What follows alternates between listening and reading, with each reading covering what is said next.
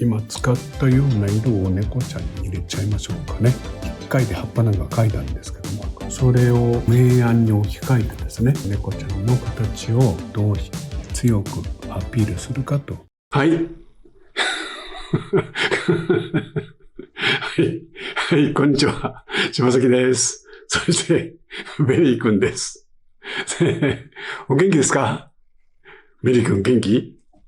ベリー君も元気にやってます。ねえ。2025年も、もう本当に終わりになりますね。終わりだよね。今年どうだった？ねえ、元気だもんね。本当にね、この1年間、柴崎の動画を見てくれてありがとうございました。いつもね、たくさんのコメント、高評価ね、もう、柴崎も、ベリー君も、その他の猫ちゃんたちも大喜びです。あ、そうだ。そう、聞くのしちゃった。お元気ですか？元気？うん、風邪ひいてる？ベリー君元気だもんね。ベリー君は元気です。はい、元気です。ベリー君人気者で本に出たりね、いろいろしてるんですよ。はい。ね、話は前後しちゃいましたけど、本当にこの1年間ね、ありがとうございました。もう、いろいろなコメントをね、いただきました。もう正直、もう端から読んでます。本当に。柴崎のこの動画も始まって足掛け8年からね、なってるんですけども、また来年もね、元気に、ね、いろんな動画をね、一緒に作ろうね。はい。そんなのを思ってます。ね、本当に、もう感謝に絶えません。はい。ということで、今日はですね、2025年最後の動画ということで、添削やってみたいと思います。ね、添削だよ。勉強。添削です。ね。ビリ君勉強好き？はい。ではどんな添削が出来上がるか、ゆっくりご覧くださいね。ベリ君も一緒にね、お絵かきしてくれるね。お願いします。はい。で、動画の最後にですね、またちょっとお知らせもありますので、ちょっとそれまでね。ちょっとね、年末、年末もビールとかね、コーヒーなんか飲みながら、ゆっくりね、最後まで付き合ってください。はい。よろしくね。お願いします。はい。では行ってきます。はい。それではね、早速見てみましょうね。いっぱいあるな。これがいいかな。猫ちゃんだ。よいしょ。あずきさん。静岡、すごいね。福岡の方ですね。ごめん。柴崎先生、お誕生日おめでとうございます。あ、そっか、これ、8月に投稿してくれた、絵なんですね。ありがとう。先生のところのベリー君に似ていると思って書きました。本当か。先生、いつまでもお元気で素晴らしい絵を描き続けてくださいね。あずきさんありがとう。そして絵を描く楽しさを世界中に広めてくださいね。これからも楽しみにしてます。どうぞお体に気をつけてお過ごしください。この一年も素晴らしい一年でありますようにお祈りします。本当にね、温かい言葉ありがとうございます。では、そうやって描いてくれたあずきちゃんね。ベリー君にいた。緑いっぱい。ね、そこに本当にベリー君そっくりの黒と白の猫ちゃんだね。こういういい環境にいる猫ちゃんも幸せですね。はい。まさに夏のこれ風景だね。緑と、それから上に風鈴が下がってるもんね。この写真ね、なかなか素晴らしいんですよ。どこが素晴らしいかっていうとですね。普通ってよくやる手なんだけど、絵があるとね、絵の真ん中辺にね、描きたいものを描いちゃうんだよね、普通ね。そうすれば一番ね、これを描きたいって自分も納得するし、見る人もそこ見てくれるからね。でもね、そうするとちょっとよくわかるけども、ちょっと退屈といえば退屈だよね。でこの写真のすごいとこはね、この画面の真ん中ではなくてね、なんとこの右下隅に猫ちゃんいるってことなんですよ。ね。ここがもうセンスあるね。ただね、今言って画面の真ん中に書けばね、誰だってここ見るんだけど、画面の右隅っこってあまり注目しないでしょ。だからそうするとここにを注目させる必要があるんだね。すごくいい写真なんだよ。だけどこの右隅っこにいるこのベリー君にいた猫ちゃんをね、もう少し見てもらうためにね、一工夫必要になります。そこら辺ちょっとお話しようかな。ほら、ここにね、画面の右下にいる。でしょ？とね、これを注目してもらうためにはですね、こっちからね、こうやってね、目をこう入れていくってことが大事なんだよね。目がバッと入ってくるね。いろいろ方法あるけど、そのためにはちょっとね、これがね、ちょっと邪魔してる感じがするんだよね。だからこれを省いてしまってですね、それで、この窓枠がない。だからこれを使って、ドーンとこう目がね、行くように。また、この周りのこの草木なんかもこう、なんかそれをうまくこう、運動をね、がこう起きるようにですね、こう、使ってみると。そういうことかなと思うんだよね。あともう一つね、逆にね、そうするとこの猫ちゃん目立つかと思うんですけども、この目立つ猫ちゃんね、ポツンと目立っていると、少しね、本当にポツンになっちゃうからね、千葉崎だったらね、この周り、これを含めてね、こういうふうに猫ちゃんを見せたいかなと思ってます。ね。いや、そんな感じで、ちょっとやってみるね。それではやってみましょうね。まず、鉛筆。あった。まず、ちょっと枠作りますね。横画面しようかな。このくらいで、この辺に書きますね。猫ちゃん、窓辺にいる猫ちゃんですね。よいしょ。縦画面でもいいんだけどね、この場合。でも、せっかく横に書いてきたので、横にしたいかなと、今。よいしょ。これなんていいかな。はい。まずね、こっちの窓枠はいらないかな。ですね。こっちだけで。だから、こんな感じの、こ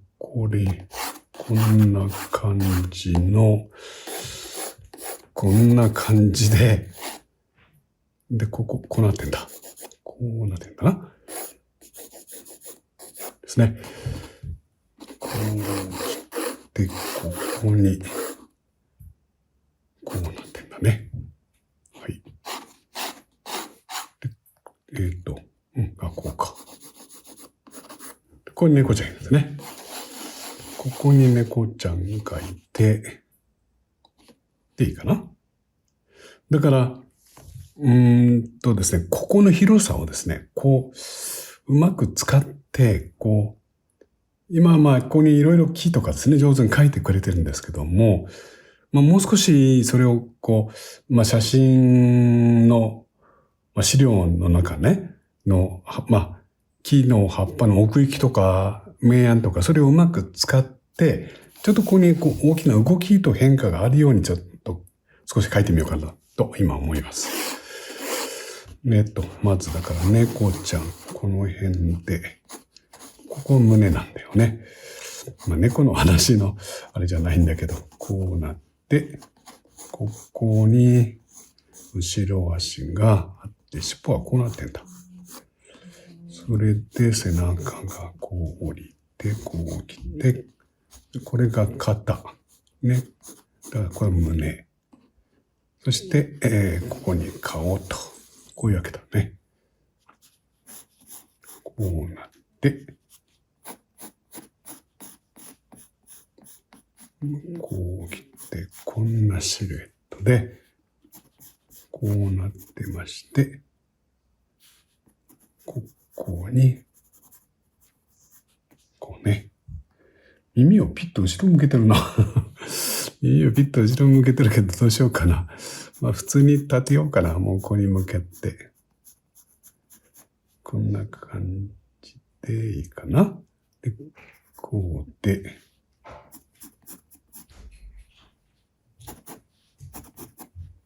まあ、こんなシルエットだね。はい。で、ここが、こう来て、こうなってるので、あと風鈴なんかをね、こう、面白い風鈴ですね。パラシュートのような、こう、風鈴がこうあって、こうなったり、からこれ透明な、こっちもどうかな。透明な、ね、風鈴があって、これ、ちょっとこうやってるところなんかいいですよね。風が来てるって感じでね。まあ、時計こう風を、初夏かな。何か。そんな、こう、風を、こう、ね、受けながら猫ちゃんがいるって感じ。それでですね、さっきも言った通り、ここの樹木、ここに木が生えてんだね。それでこういった草むらで、ここにもこの空が見えて、で、これ樹木はね、なんかこんな風になってんだね、明るく。こうなって、ここが暗くって、こんな風に明るい樹木がこうなってるように見えるので、この明るい暗いを利用してですね、なんかこう画面の中でこういう変化が出るような絵にしたいかなと今思ってます。はい。さて、それじゃあ早速行ってみましょうかね。まず、樹木のとこからやっていこうかな。ですから、ですね。まあ、太い筆で書きますね。大きい筆使いですね。はい。まあ、明るい色。イエローレモンですね。から、コバルトグリーンですね。こんな色だと、この雰囲気になるかな。で、まず、こうだよね。パッパッパッパーっと。これは猫ちゃんにこう被っても問題ないんだけどね。まあ、こんな感じで、こっちもこうか。白っぽいとこは格別ないですね。こう入っていって、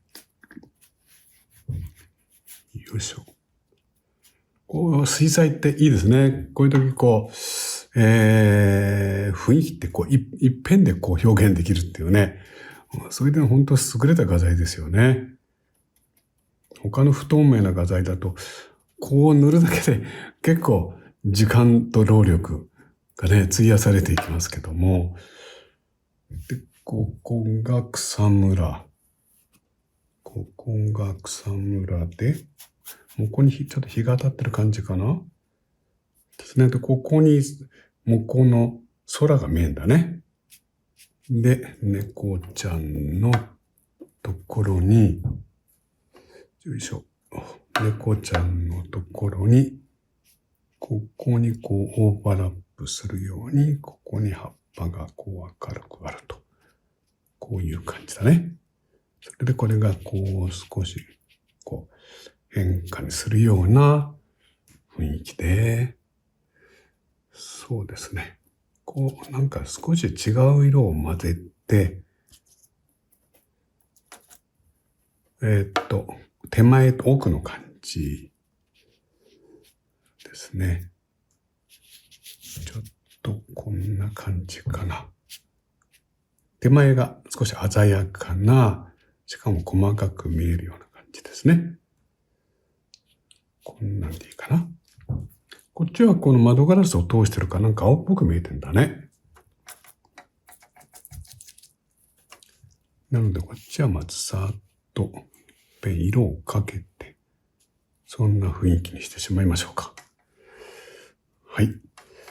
そうしたらですね、草むらの色の変化ですね。アンバー系の色もいいかな。ちょっとこう入れたり、こうしたりして、少しこう、なんか深みのある色ですね。ここ。それでこうやって、猫ちゃんの体毛の明るさを残して、これ葉っぱがこうパラパラっと来てるから、ちょっと少し丁寧に描こうかな。で、ここが、こういう風に半調子になって、こう来て、このところに日差しがあるように感じるね。で、ここに空が透けて見えるというわけですね。こうか。で、ここにさらに、グリーンの変化ですね。ほとんどこう 2色か3色だけなんですけど、それの、2色か3色の色の割合の違いみたいなんですね。そういうもので絵を描くと変化が出ながら同時にこう、色がこうまとまるっていうかね。はい。そういう雰囲気になってきます。こんなっぽくなったり、丸い葉っぱとかなんかなってんだよね。それでさらに、後ろの方がもう少しこう暗くなったりして、こうかな？このくらい。ね。よいしょ。そしてさらに、ここが、奥の暗い部分ですから、ここを塗って、この明るい葉っぱがなんとなくこういう感じに見えてくるように作りたいかな。うん。他の、映ってるかな？映ってますか？他の色を混ぜて、それで、こうやって、こんな感じで、でもここをしながら、ここの向こうに透けて見える空の明るさを大事にしながら、こうね、こう塗って、ここに空が透けて見える、このくらいか。こうして、で、こうやって、こう。で、これがこっちまで来て、そうですね。ここで、もうちょっと暗いのがいいのかな。ここで葉っぱの、日が当たった葉っぱのですね、こうもうちょっと暗いんだね。こうして、こう、点描風にしたりしながら、ここは日陰だから単純化ですね。で、こう、いろいろあって、ここら辺もいろいろありますよ。こんな感じかな。で、こう来て、こういう風に来て、こうなってる。うん。で、今言いかけたんですけど、ここら辺のこう葉っぱの一枚一枚の感じですよね。猫ちゃんとこう重なってるんですね。こっちの方はこう、葉っぱのこう、重なりや前後感みたいのは、こうやって、大きなパターンできた後で、ちょっとこうタッチでですね、少しそんな葉っぱがありますよっていう雰囲気でいいかと思うんですよね。いいかと思うんですけども、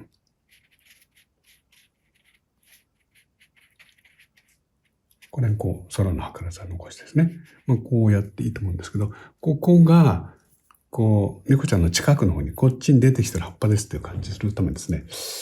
ですね、こんなのでこう引っかいて葉葉っぱを描いてみようかなと今思ってますので、ですので、できるかなまず、ですので一回こう塗ったんですけど、乾いたかな？乾いてますね。塗ったんですが、この上からですね、色を重ねまして、映ってるね。例えば、ここがこうなっていて、こうだよね。なので、ここをこう適当にですね、よいしょ。猫ちゃんの形を作りながら、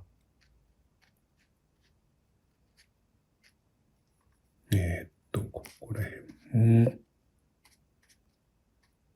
こうで、こうして、こんな風にしてですね。もうちょっと暗い方がいいかな。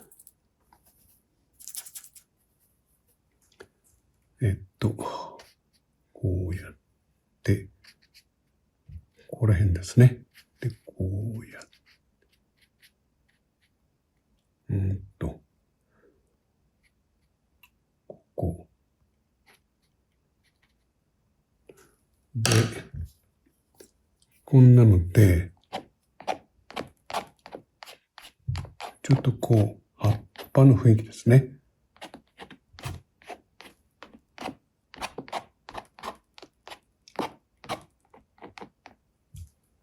を少し作ってですね。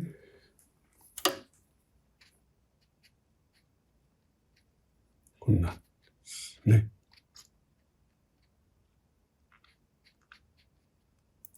こうかな。で、またここに木漏れ日が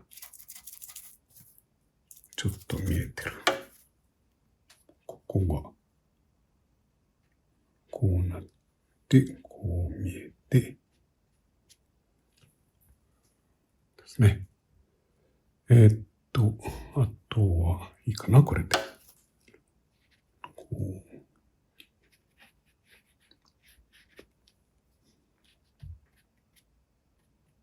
こんな感じ。ここが暗いんだね。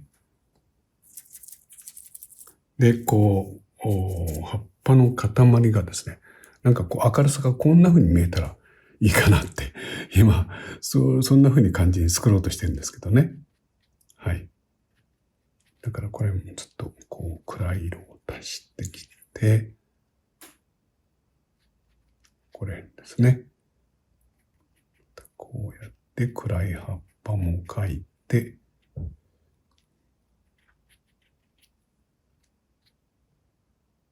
こんな感じで、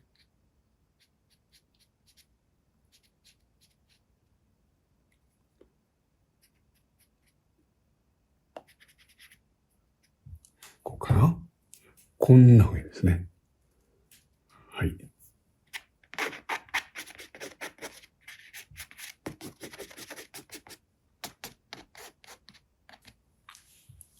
はい。そうしましたら、今度こっちの木枠ですね。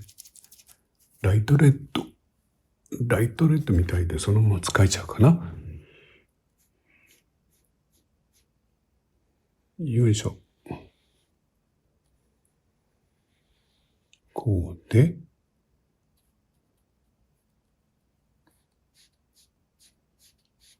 こうなっていて、で、ここが、こうなんですね。で、こっちは、とても明るくて、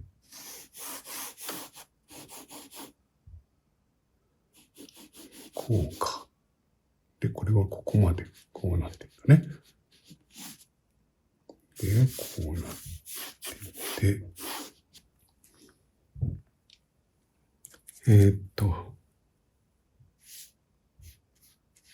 ライトレッドって色も綺麗な色ですね。とっても、こうね、塗ってみると。で、下の方に来ると少し日陰っぽくなる。、何か混ぜてですね、この黒なん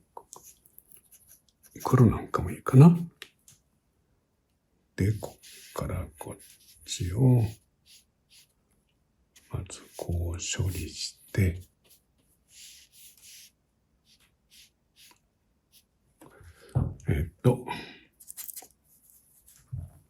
こっちも、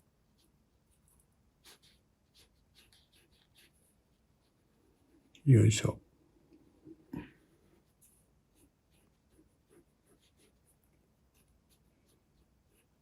こうして、側面ですね。こうやって書いて、こうやって、から、で、これでいいかな。上の方も、よいしょ。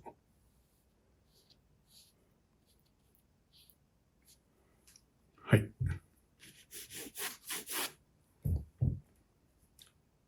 猫ちゃん。今使ったような色を猫ちゃんに入れちゃいましょうかね。はい。色の調和って結構大事ですもんね。猫ちゃんに加えて、こんなでいいかな。よいしょ。よいしょ。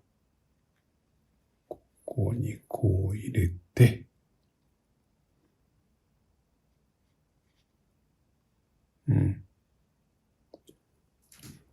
で、こっちもこう入れて、こうなって、こうなってるんだね。はい。そしたら、日陰の方を少しこう、黄色や緑を入れて、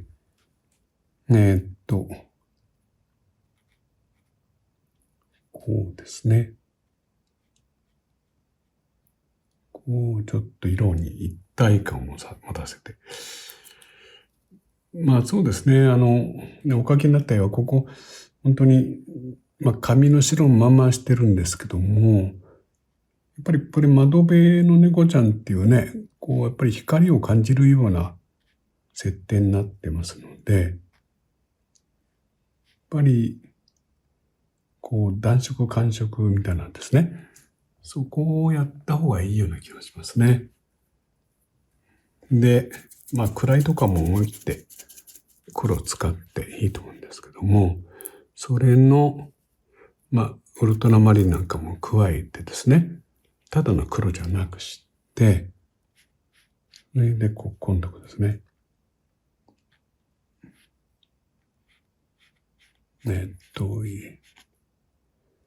こうなって、ここが、膨らんで、こっちへ来て、で、ここがこうなって、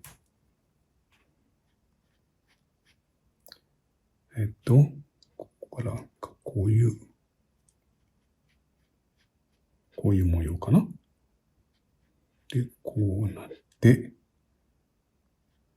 こう来て、こっちへこうなって、こうですね。で、これね、溶け込まして、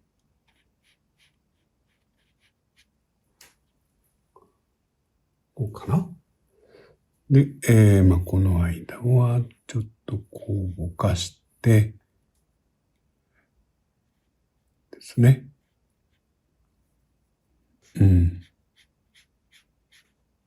小さいだからね。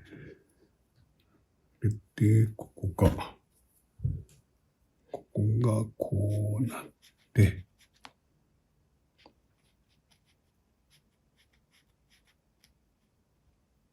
こうかな。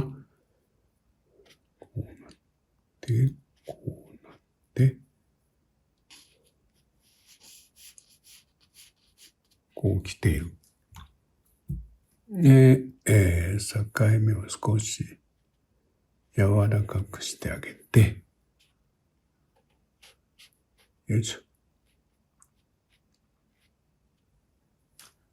こうやってですね。猫ちゃんのシルエット。あとですね、こっちに使ったグリーンやブルーをですね、一部入れてあげると、調和という点では、良くなると思いますね。はい。後頭部をちょっと見せましょうか。ここね。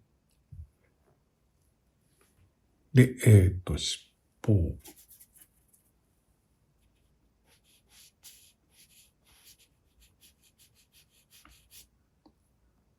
これでいいかな。で、ここはなんとなく柔らかくして、で、猫ちゃんの影をしっかり入れてですね。そしてここのところをできるだけシャープな筆使いでちょっと形を描いて、よいしょ。こうかな。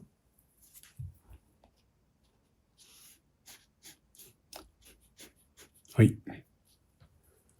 で、そうしましたら、少し元気のいい色をですね。よいしょ。もう一回ぐらいですね。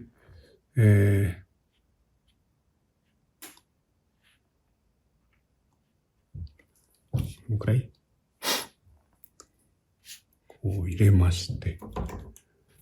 で、また調和を取るために、ここらにありそうな色ですね。この固有色で塗るのも大事なんですけども、やっぱりこの絵として見たときにどうやって一枚の作品として調和を取っていくかっていうことも大事ですよね。で、なんていうんか、ちょっとね、最も見せたいような、そういう色、そういうのを自分の中で限定してですね、こうか。最後までそういう色がですね、絵の中に色として見えるということだよね。で、今一応塗りましたので、今度はこの中で明暗の関係をですね、少し整理しまして、猫ちゃんの今こういうとこね、引っかいて葉っぱなんか描いたんですけども、引っかいて葉っぱなんか描いたんですけども、それを、あと明暗に置き換えてですね、猫ちゃんの形をどう強くアピールするかと。例えば、この明るいとこはちょっと暗くしてあげたいですね。から暗いところはちょっと明るくしてあげたりとかですね。ちょっとそこら辺の明暗の関係をどう作るかっていうことかと思います。頭のとこですね。どちらかですね。こうやって明るくして、この形を表すかですね。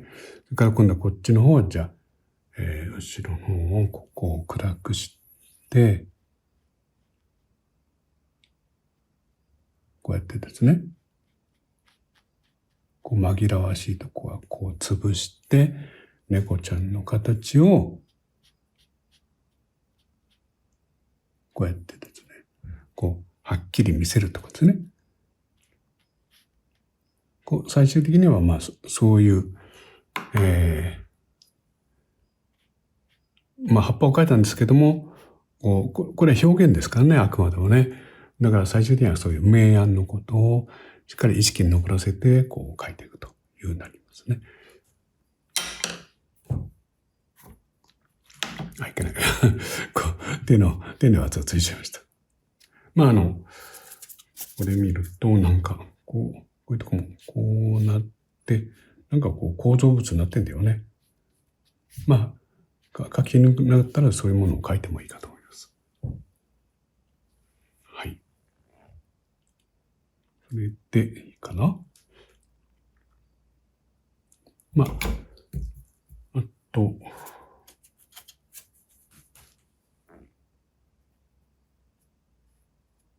こういうとこにあるもの。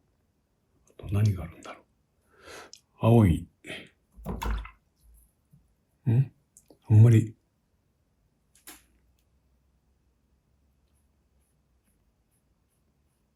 風鈴の尻尾。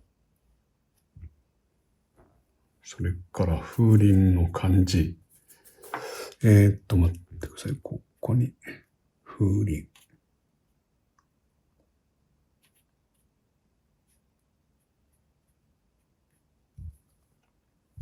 こうかな。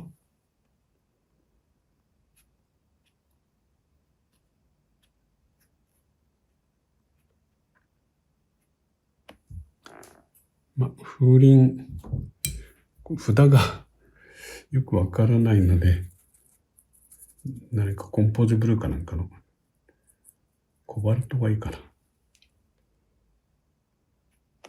色を出して、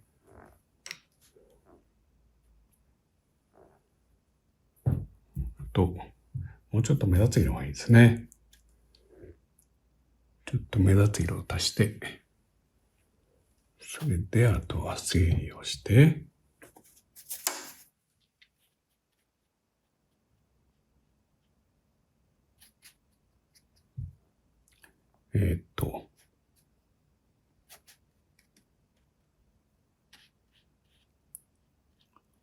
こうですね。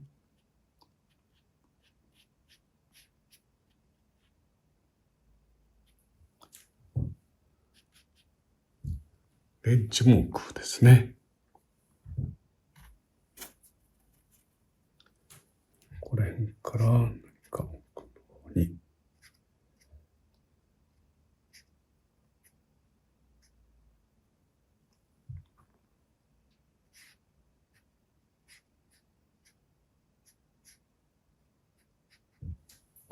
こうなってるのかな。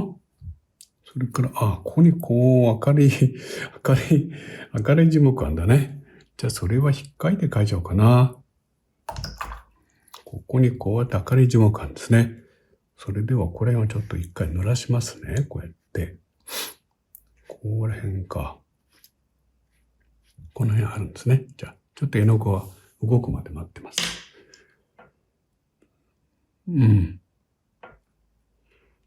そんなんでいいかな。ここは暗い方がいいかな。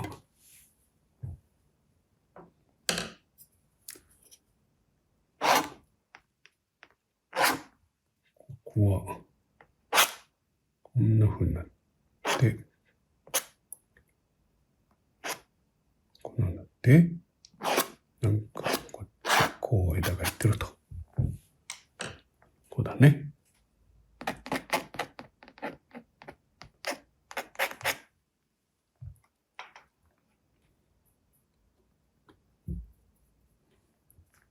乾いたかな。はい。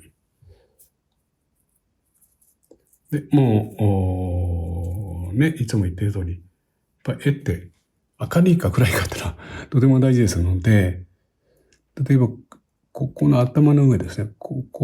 今明るくしようと思ったんですけども、ここ暗くして、猫ちゃんの顔そのものをもうはっきりさせちゃった方がいいかな。このくらいですね。こうやって、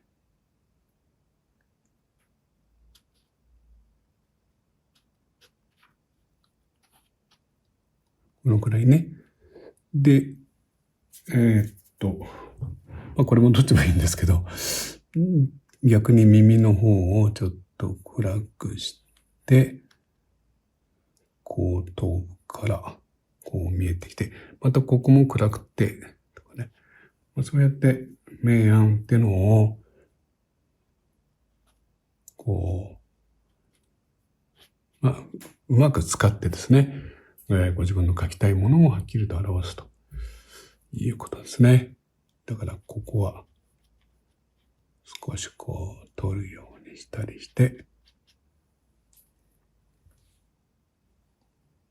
ね、こんな感じかな。もうちょっとここが明るいか。一回これ鉛筆消しますね。消さないと分かりにくいですもんね。はい。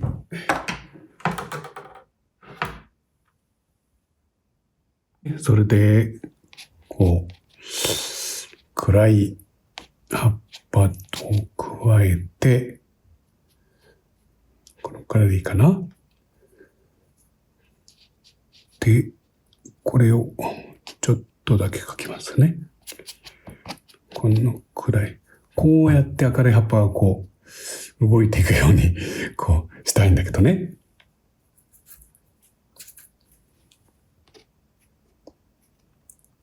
枝、さっき描いたものも、ちょっと書き起こしましょうかね。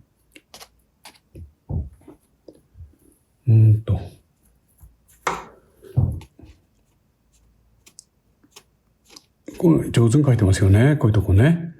はい。非常に丁寧に描けていて、大変いいかと思います。どんな色してるのかな？こんな色でいいかな？こんなんですね。はい。猫ちゃんには、ね、これにある、さっきも買いましたけども、ちょっとこう色を入れて、調和も取りながら、光と影というですね。はい。よいしょ。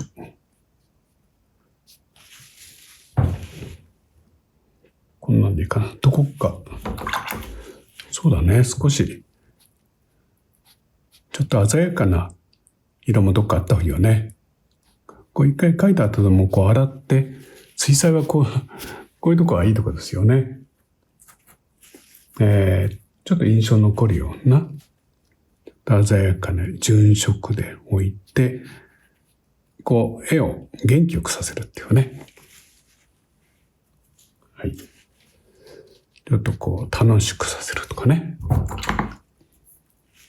どうしても混色ってやってると、だんだん色が全体に沈んできて、絵がおとなしくなってしまいますので、柴崎はこういうことよくやるんですけども、終わりになるに従って、もう一度鮮やかな色をですね、重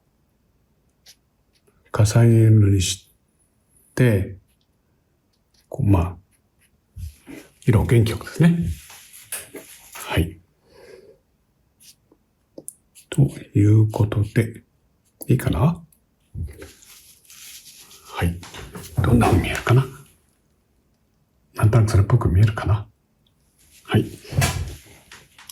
それでは、まずは一つは、こちらにあった木枠をこれね、ここに書かない方がいいかな。これ、ですね。大きくはですね、ここにあった枠を取り去って、こういう感じですね。こういう感じ。見えないかな。こういう感じね。はい。こういう感じね。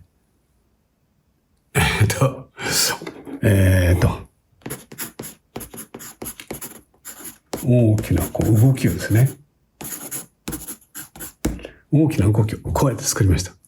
で、それと同時に、ここの明るい葉っぱね、写真見るとなんかこんな風になってるように、見えたので、それでこういう感じに、なんか伝わるかな。こういう感じにね、もう作ってみたんですね。はい。書いてくださったのが、ここの林っていうかね、それはとっても広い感じに、ね、そういうお写真を描いてくれたので、そこを大事にしてみたんですけどね。あと、そうですね。そうですね。ここら辺は、猫ちゃんと一緒にですね、こういうとこはやっぱり、あんまり猫は猫、ここはここって、これね、もうちょっとわかりやすく言うのかな。これメイドってね、ちょっと待ってください。一つ一つね、書き分けていいんですけども、最後になったらですね、こうやってね、一緒にしてしまうようなつもり、これとこれをですね、そのくらいのつもりでこのくらい強くてもいいんだよね。こんな感じで。このくらいね。こんな感じでもいいと思うんだけどね。どうしても、ね、あれはあれ、これはこれってふうにしたくなっちゃいますけども、一緒くたにしてみる。ね、そうすると、これが繋がってこういうふうにですね、こういう動きとかですね、なんか見えてくるんだよね。だから、ね、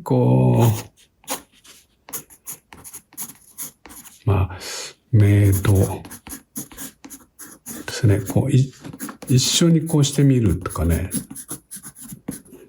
そんなことも絵描く絵では面白いと思います。だからこんなのは、これはこ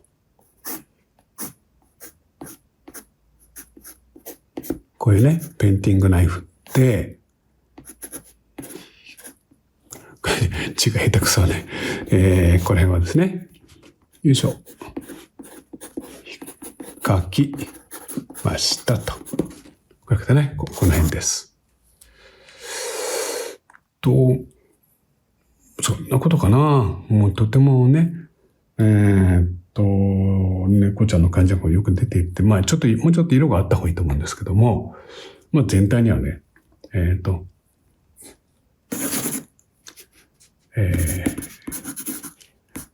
丁寧に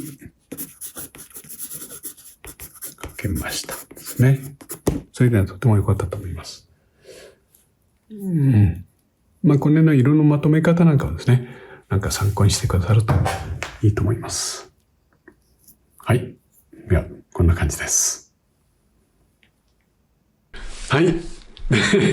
書き上がりました。どうだった？面白かったねえ、ベイリー君と同じ猫ちゃんだったでしょ？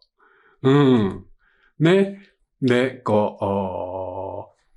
なんていうか、視線のね、動きとかね、そういうのも大事ですよっていうようなお話、ちょっとさせていただきました。はい。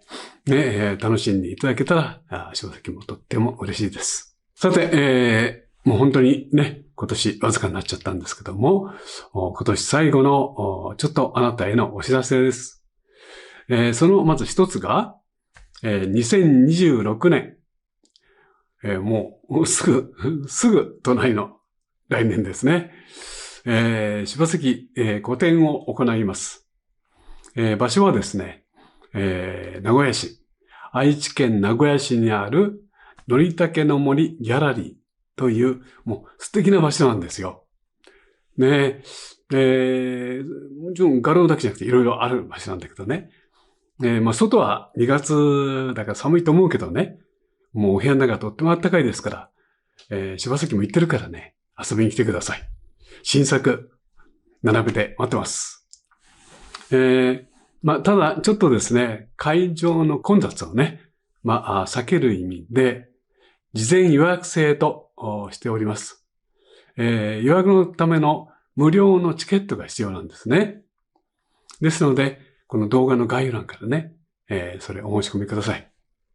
また、この柴崎の個展をサポートしてくださるアルバイトのあなたを募集してます。はい。ね、柴崎と一週間ね、楽しい、経験、ね、してみませんか？そうだ。日付忘れちゃった。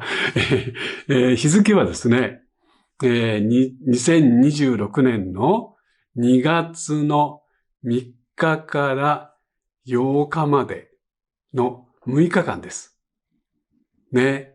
2月の3日から8日まで6日間です。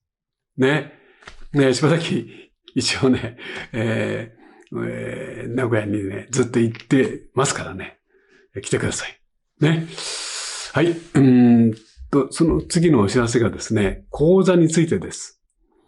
2025年今年もね、ずっと講座楽しんできたんですけども、来年もやります。その一つ目が、ペンテルのアートクレヨンを使ったクレヨン講座です。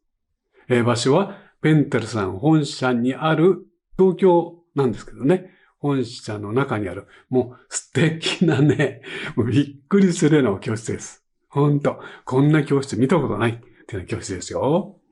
クレヨン、もちろんアートクレヨンを使うんだけどね、その時のテーマに合わせて、柴崎と一緒にお絵描きしましょう。おいでになるあなたはね、手ぶらで来てください。もちろん柴崎がね、そこにスタンバイしてますけども、同時にあなたのための画材もスタンバイしてます。だからあなたはね、手ぶらで来て、柴崎と一緒にお絵描きしてね、それを持って帰れるというわけですよ。ね。はい。もう新年早々やりますからね、ぜひおいでください。それから、もう一つがですね、柴崎が主催するオンラインサロン、水彩、講座ですね。これは透明水彩を使って、本当に絵の大事な基礎的なことですね。もちろん水彩画のお勉強もしっかりあります。ね。だからそういう点でいろいろとね、身のある、中身の濃い講座だと思います。